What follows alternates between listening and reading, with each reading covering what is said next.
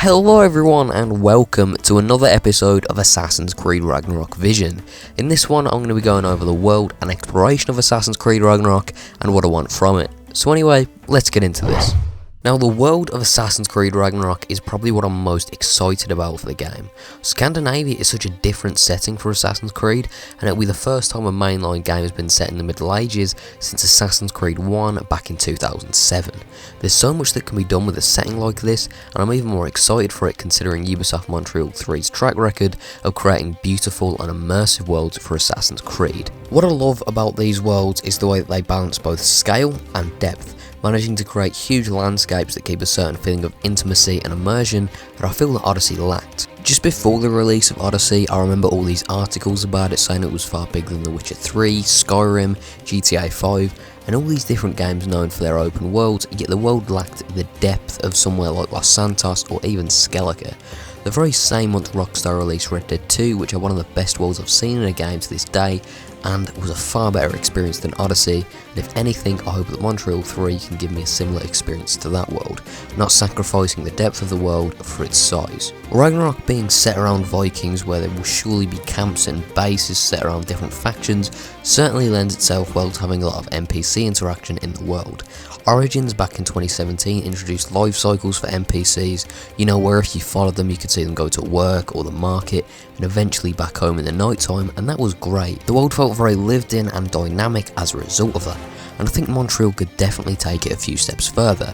Like, I'm expecting there to be camps and bases to a degree, so I'd love if you could go back there and speak to the members of the faction and interact with them, and this would also be a really good place to implement dialogue options as well, if they were to have them, rather than having them implement the main narrative. This would also be a very good place to pick up quests from different NPCs around the camp, but that's getting more into safe houses, and I'm sure I'll talk about that another time. It'd also be great if the game had random events scattered throughout the world. We saw this in both Origins and Odyssey, however it was limited to people being attacked by guards or predators. I feel this is another thing that could go a few steps further. There could be events like being robbed, people trying to steal your horse and that kind of thing.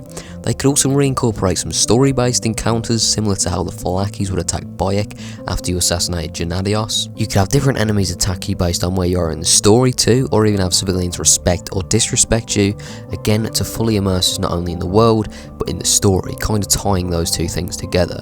To go back to the Falaki type thing, if hunters are after you, this could be something that could change depending on where you are in the world. If you were in a region that was safe for your faction, it was controlled by the same clan you were in, you could maybe not have these people come after you, but then there could be areas that were more dangerous to venture in. Now for the actual environment of Ragnarok's world, I'm expecting it to be quite run down.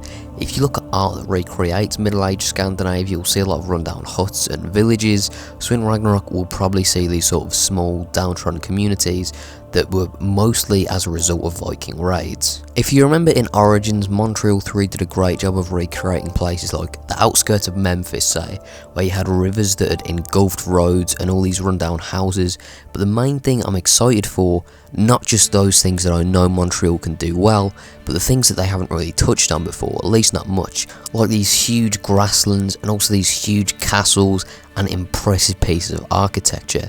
Northern Europe on the whole is a beautiful place as well. The amount of picturesque cliffsides, gorges and mountains there are ridiculous, and I'm so excited to see Montreal recreate these with the detail that they recreated Egypt.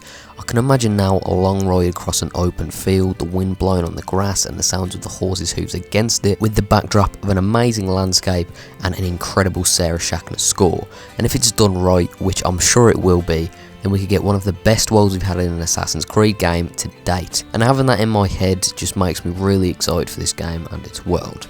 And as I said before, there were these huge fortresses and castles that we haven't really seen in many Assassin's Creed games besides maybe Unity and 1. But I look at art that recreates these huge buildings and wonder what it would be like to have a conquest battle in one of these, or even just ride past one in this really immersive world. Buildings like those also open up a lot of opportunities for side content.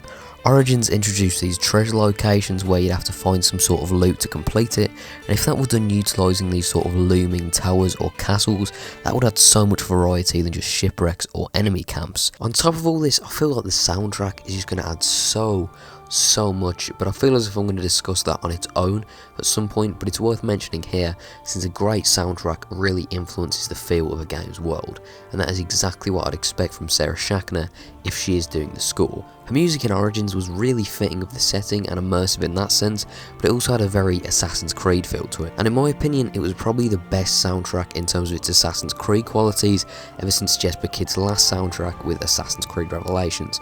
Either way, whether it is or isn't Sarah Schachner, I'm just really excited to hear a soundtrack that has Scandinavian influence because it's such a unique kind of music and there is really so much that can be done with it.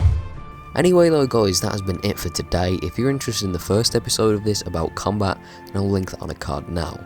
So guys, I was right in the middle of editing this, and literally just now the channel's gone up like 15-20 subs, which is just insane. I had the goal of hitting 100 by the end of the year, but it turns out that James LazerzZ has just shouted, which is it's insane, because I've watched his content for years, and to be shouted out by someone like that who inspired this channel so much is insane. So thank you so much. If you are watching this, James, thank you so much. I had the goal of getting 100 subs by the end of the year, and I didn't even think I'd do it this year, and to be past it, and because of you, it means the world. Like really, I don't think this is something I will ever be over, so thank you so much. It really does mean everything, and thank you all for subscribing as well. It has made me so happy tonight to have that. Thank you, and I'll see you next time.